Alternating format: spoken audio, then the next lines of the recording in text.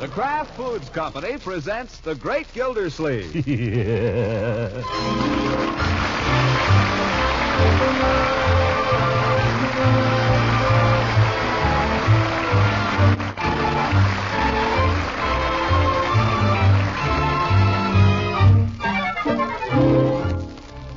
It's The Great Gildersleeve, starring Harold Perry, brought to you by the Kraft Foods Company, makers of a complete line of famous quality food products. For the past couple of weeks, we have been recalling to you some of the great Gildersleeve's early experiences. Tonight, the great man wants to talk about one of the biggest days in his whole life. We give you now Throckmorton P. Gildersleeve. Well, sir, as long as I live, I'll never forget last 4th of July. What a day. That was the day of the first annual outing of the Jolly Boys Social Club. Come one, come all, and bring your friends.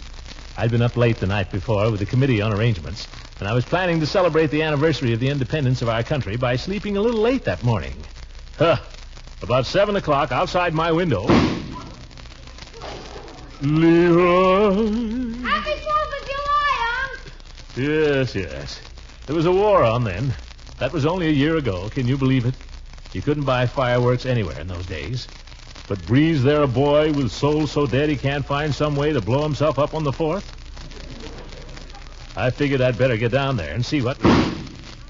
Leroy, whatever you're doing, stop it. I'm not doing anything, Unc. Don't tell me that. I've got ears. Or I did have. I'm just blowing up a tin can is all. Gosh, it's the 4th of July. Well, hold your fire till I can get down there.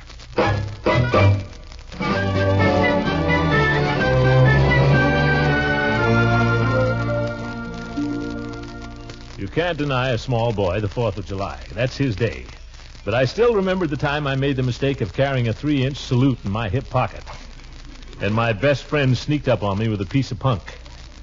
It was burned in my memory.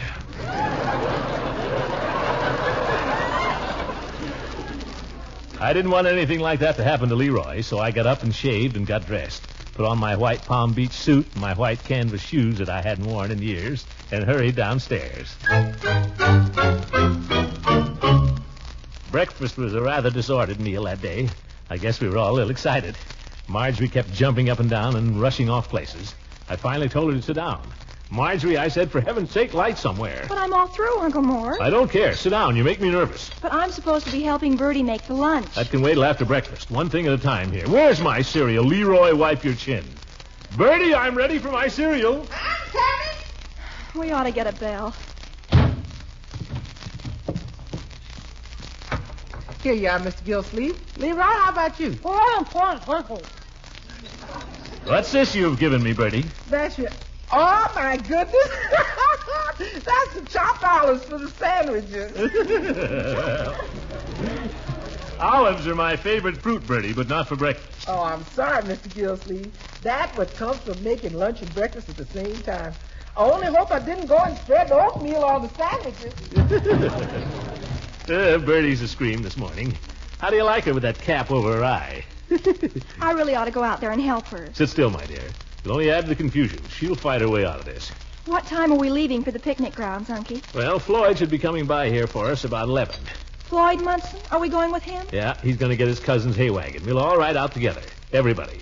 Big excursion. Oh, how wonderful. A hayride. I've got to run right over and tell Marshall. Yeah, Marshall will find out. You stay right where you are. A hayride? Oh, this is going to be more fun. Unky, I think you were a darling to arrange it. Yeah. And don't you look pretty in your nice white suit? Doesn't he look pretty, Leroy? He looks like a good humor man. I feel like the good humor man, Leroy. Yes, sir, nobody's going to make me mad today. But don't keep trying, Leroy.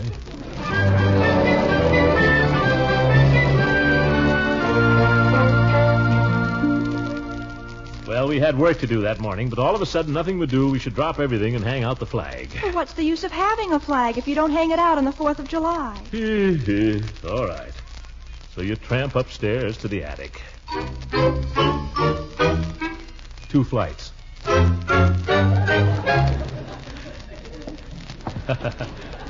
Extra step.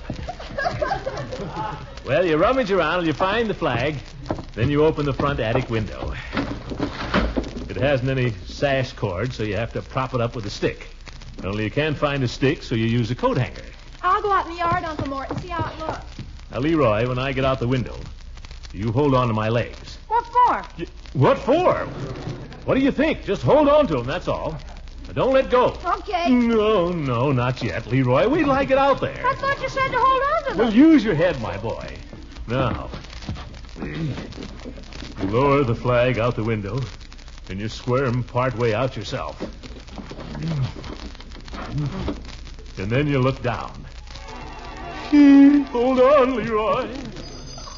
Oh, sure. That's the time the telephone always rings. Leroy, telephone. For me. Yes, for you. I'll be back, Uncle. Okay. Oh, Leroy! You come back here. The little devil. There you are.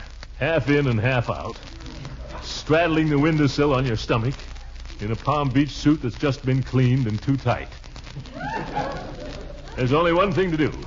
You try to inch your way back in. There you are, teetering in space while your life hangs in the balance. And then it happens. Your elbow hits the hanger, the window drops like a guillotine. Oh, right in the back. You're pinned there like a rat in a trap, clutching at Old Glory. 4 or 5 hours pass. Maybe it's 4 or 5 minutes. You've been hollering as loud as you can, with the wind knocked out of you in your heart and your throat. And then some fool happens along and calls to you. What you doing, Throckmorton? Leela! Shoot if you must this old gray head, but spare your country's flag, he said. Leela, help! This is no joke, Leela. I'm stuck. Oh, gracious. Get help! You stay right there, Throckmorton, you hear? I'll be up. Marjorie, Leroy, Bertie, everybody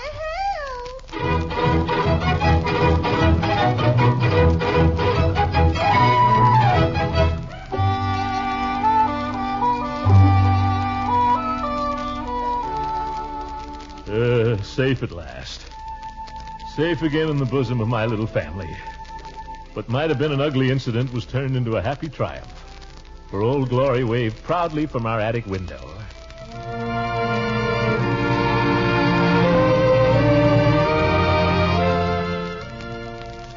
We all went out front to look at it. And we all agreed that it looked just fine there. It looks just fine there, Throckmorton. Just fine. It looks beautiful. Yeah. How do you like it, Bertie? Mr. Gildersleeve, if I had my way, I'd leave it there all the time. Yes, sir, it looked fine.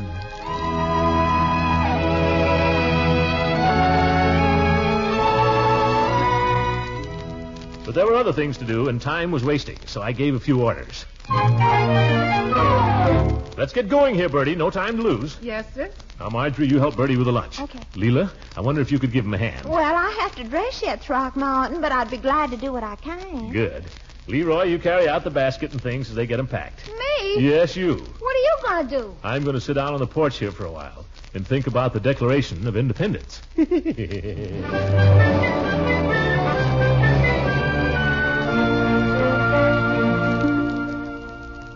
Well, I sat down on the swing there and lit a cigar. And I thought how different this was from other 4th of Julys I'd known. How quiet and how nice. And I thought how a man's tastes change as he grows older. Why, when I was a youngster, I lived in a world of high explosives. Dynamite caps, 5-inch salutes, red devils, Roman candles, erupting strombolis, 50-cent skyrockets. I loved them. Not anymore. Suddenly I looked down the walk, and here came a little boy that might have been me at the age of 6. Only it wasn't. It was little Craig Bullard from across the street, and he was pulling a toy cannon. I knew what he was going to say before he said it. Can Leroy play? Well, hello, Craig. What's that you got there? I want Leroy to play with me. Well, Leroy's inside right now. Tell him to come out.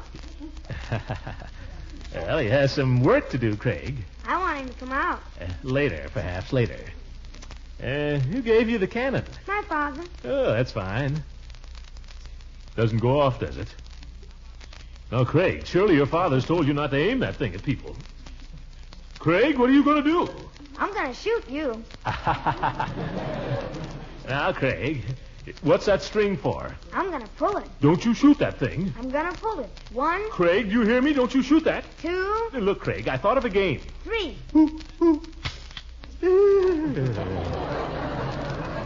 I knew it wouldn't shoot. Hi, Leroy. Little guest to see you, Leroy. Oh, for corn's sake. I'll see you later, Craig. I'm busy. I have a cannon. What's that? I have a cannon. Hey, pretty neat. Let's have a look at it, Craigie, old boy. Maybe I can show you how to shoot it. You do, and I'll shine. Why, this is one of those carbide cannons. I pull the string and nothing happens. Well, no wonder. What you need is carbide. I got some around in the garage. Come on. Hey, did you ever think of loading it with gravel? Leroy? Yeah? No carbide, Leroy. But it's meant for carbide. And no gravel. Okay, no gravel, just carbide. And no carbide. Okay. Come on, Craig. I know what we'll do. What were they going to do? I sat there uneasily, wondering how little boys ever live to reach the age of 12. But pretty soon they were back again. Whoa. Wait a minute. He's going to knock over my cannon. Stop it. Stop it, Craig. Yeah, stop it, you little snitcher. Leroy. Well, he claims he's General Eisenhower. Leroy, Craig's a little boy. That's no reason to get angry with him if he wants to imagine things. I'm General Eisenhower. He's Rommel. Yeah. Now he wants to change sides, the dirty guy. You must have discovered how the game comes out.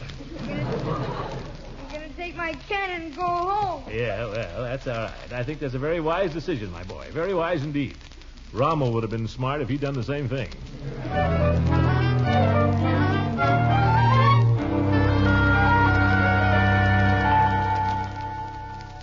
Well, so it went.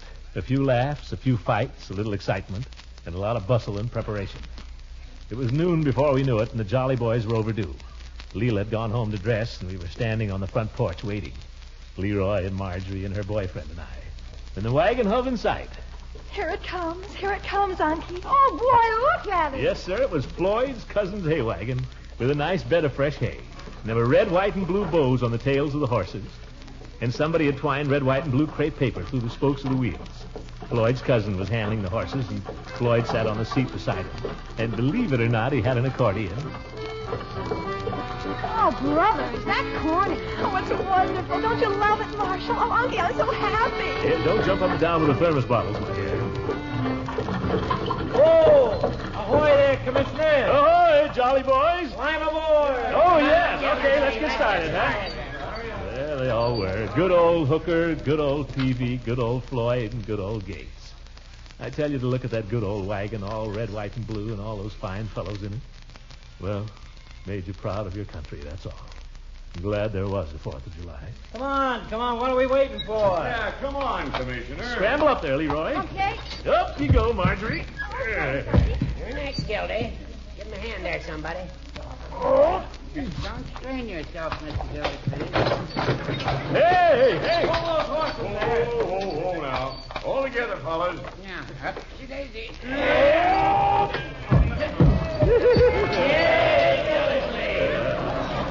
Well, let's go. Giddy up there. Yeah, hey, wait! Don't forget to stop for the girls. Are you kidding?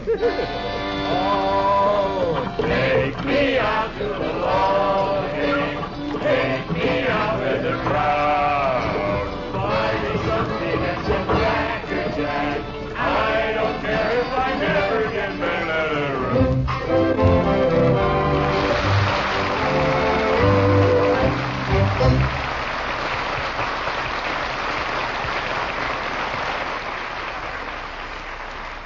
Yes, sir, it looks like it's going to be a great picnic.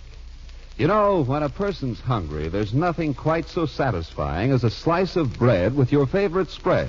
Well, parquet margarine's my favorite spread, Mr. Lang, but it's often so hard to get. And right now we're all being asked to go easy on bread, so there'll be more for hungry people who really need it. So surely you're not trying to sell me on the idea of using more. That's right, I'm not. The point I'm trying to make is that bread and spreads are basic, hunger-satisfying foods. Two of the foods most vitally needed in the world today.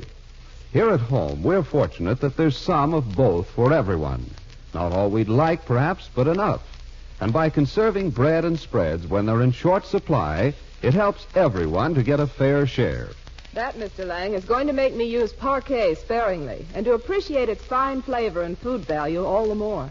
And I'd like to just add that Kraft will continue to make all the parquet margarine possible under present conditions and distribute it as fairly as we can. Thanks again for being so patient when supplies of parquet are temporarily limited.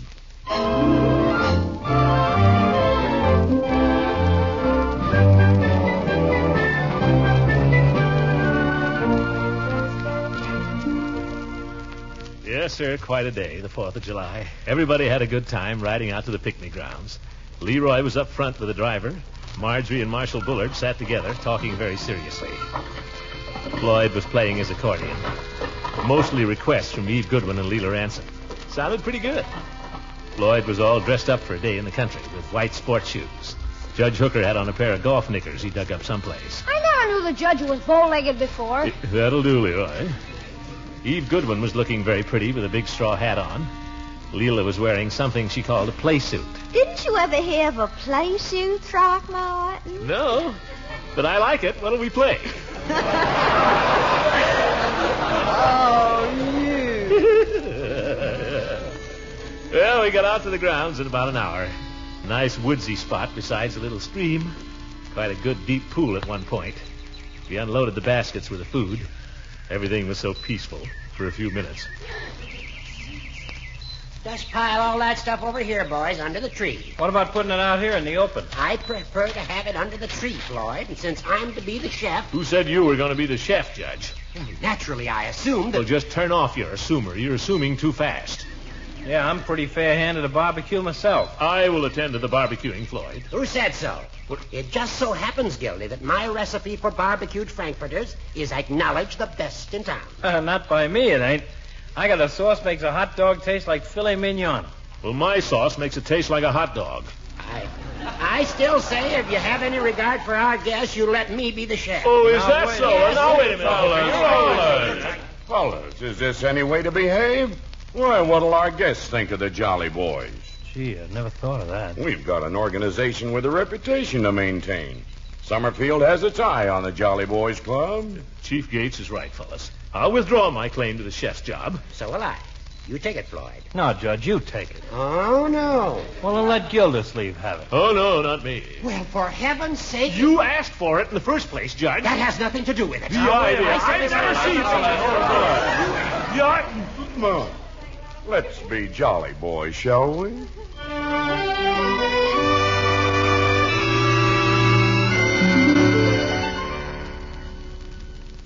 So harmony finally prevailed. We made Hooker chef, and then somehow I got stuck with the job of collecting wood for a fire. So naturally, I went looking for Leroy. I finally found him down by the creek. Leroy, put your shoes on. I want you to gather some wood for a fire. Oh, no. Now, Leroy. I'm working on an important project. I can't stop in the middle of it. What is the project? I'm improving the swimming hole. Everybody will be grateful when it's done. There's nothing the matter with the swimming hole, my boy. It doesn't need any projects. Are you kidding? It isn't deep enough. I can't even get over my head. It isn't necessary to drown to have a good time, my boy. Now put on your shoes. Oh, please, Uncle, I'll get the firewood later. Can't I just build a small dam? Well, all right. But building a dam is harder than you think. Well, if a dumb animal can do it, I can do it. Gosh, a beaver. They chew down trees with their teeth and then slap the mud on with their tails. How are you going to manage that? Sit on it. Or maybe you could sit on it. That'd be better. Leroy! If you're going to play in the water, put on your bathing suit.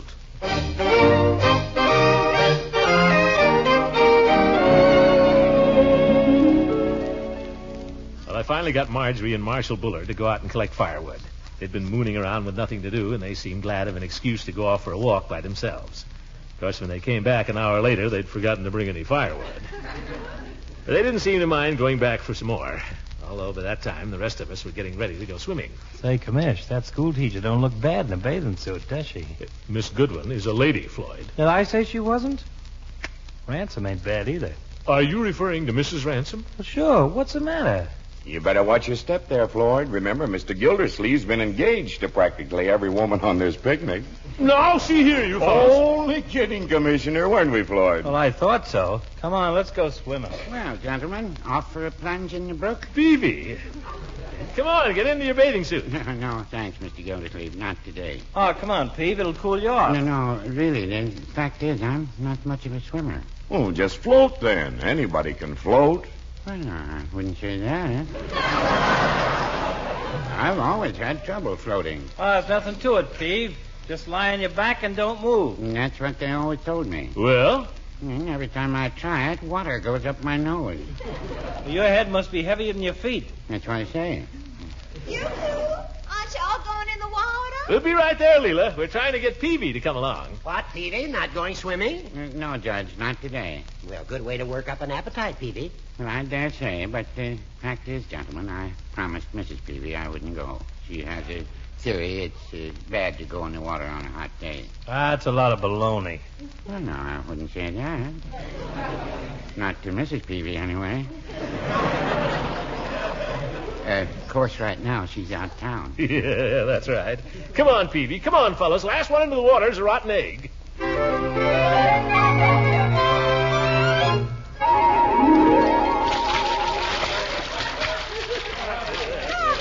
Aren't you going to get your feet wet? Well, that's no way. I want to dive in. Well, I don't think the water's deep enough, Throckmorton. Plenty deep enough for a good diver. You could dive off that rock, Commissioner, if you're really good. Let's see you dive off the rock, Unc. Well, that's pretty high. What's the matter? You afraid? Well, no, I'm not afraid. I'll show you, by George. You want to see me swim underwater, Mrs. Ransom? Can you really? Just watch.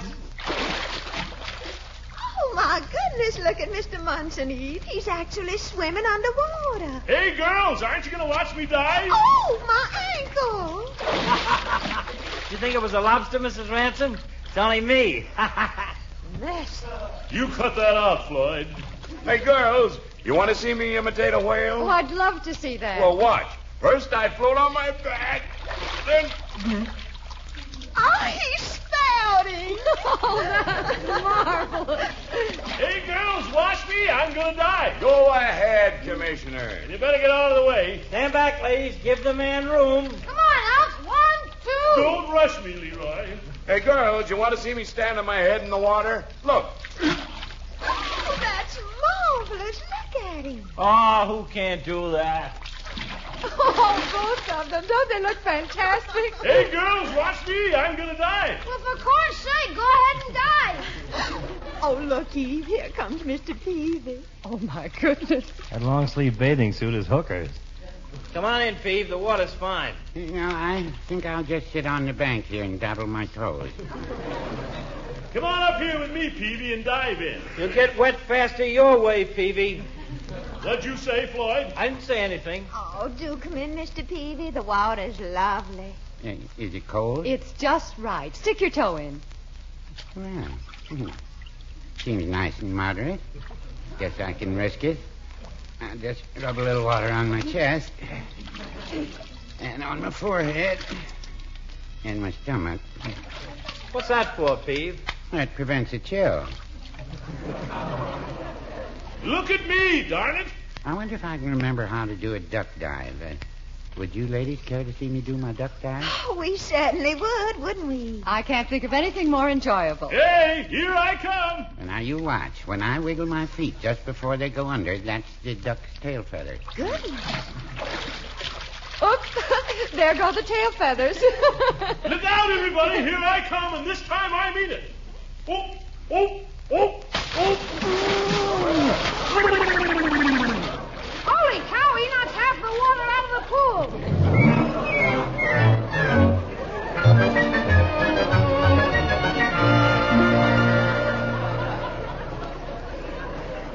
Well, we were all having a good time in the water, but the judge made us come and eat his barbecued frankfurters. His sauce wasn't so much. I only ate 6. You ate 7. But I will say everybody was nice and helped clean up afterward.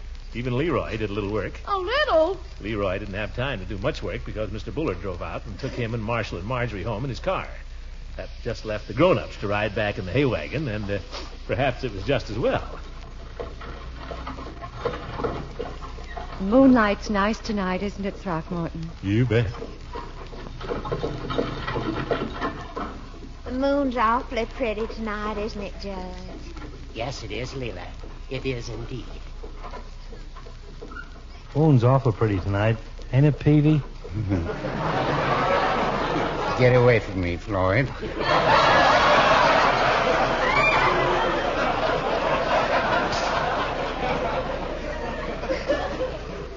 Are you comfortable, Eve? Mm-hmm, yes. Comfortable, Leela? Yes, thank you. Although the hay gets a little itchy after a while. Are you cold, Eve? Oh, mercy, no. Well, couldn't you pretend you're a little chilly? Now, Throckmorton. I can hear every word you say, Commissioner. Well, play your accordion, Floyd, and give us a chance. Okay. Floyd played some nice old songs, and Eve snuggled up to me a little. But I couldn't seem to get my mind on her. Maybe it was because I couldn't help noticing the judge kept trying to slide his arm around Leela. Leela's nothing to me, of course. But just the same, when she called over to me. Why don't you sing, Throckmorton? Sing? Why, George, that's a good idea, Leela. Why don't we all sing? Come on, Floyd, something we all know. Well, let me see. How's that? Oh, that's just the one, Floyd. Okay. All together now, folks.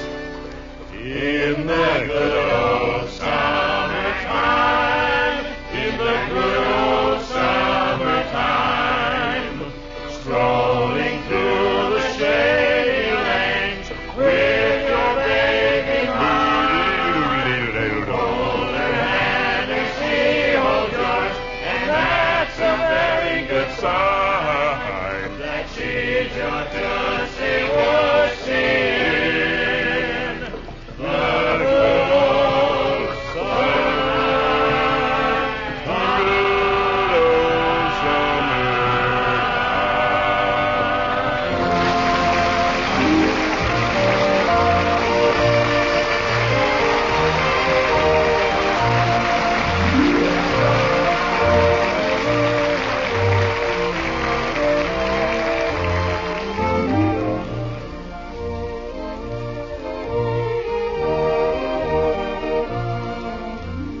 Yes, sir. We hope that all of you can have at least a day this summer as fine as our last 4th of July. This is our last broadcast of the season, but we'll be back again for the Kraft Foods Company on September 11th. If you look at your calendar, you'll find out that September the 11th isn't Sunday at all. It's Wednesday. So you remember that and tell your friends. Next season, you'll hear the great Gildersleeve. That's me. On Wednesday instead of Sunday. It'll be the same network, and your local paper will give you the time and the station. I guess all the members of our cast are looking forward to their vacations. I'd like to thank every one of them for the nice times we've had together all this year. There's Louise Erickson, who plays Marjorie, Walter Tetley, our little Leroy, and Lillian Randolph, whom you know as Bertie. Getting outside the immediate family, there's Shirley Mitchell, who plays Leela Ransom, and Bea Benaderet, who's Eve Goodwin. Thanks, too, to the Jolly Boys, Arthur Q. Bryan, and Ken Christie, who are Floyd and Chief Gates. And to that not-so-jolly little boy, Tommy Bernard, who plays little Craig. And to jolly Johnny Lang, our announcer.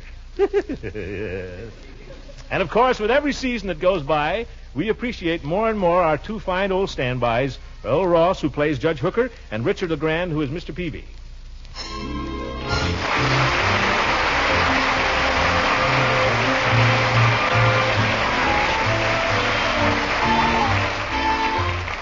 As we come to the close of another season of fun on the Great Gildersleeve, we'd like to leave with you this very serious thought.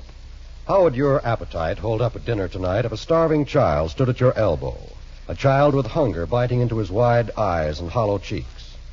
Please, just for a moment, pretend that you can see him beside you. This child who has known the worst of war and now faces famine. How when spring is back and our children frolic in the sun, these frail children of Europe and Asia long for bread. Help to feed them, and you can by buying and eating as little wheat and rice as possible, by turning in used fats and oils, eating more of the plentiful foods, as much as possible from your own garden, preserving all you do not eat, wasting not a scrap. A child in Europe, when he gets some strength back in his body, will thank you for it. This is NBC, the National Broadcasting Company.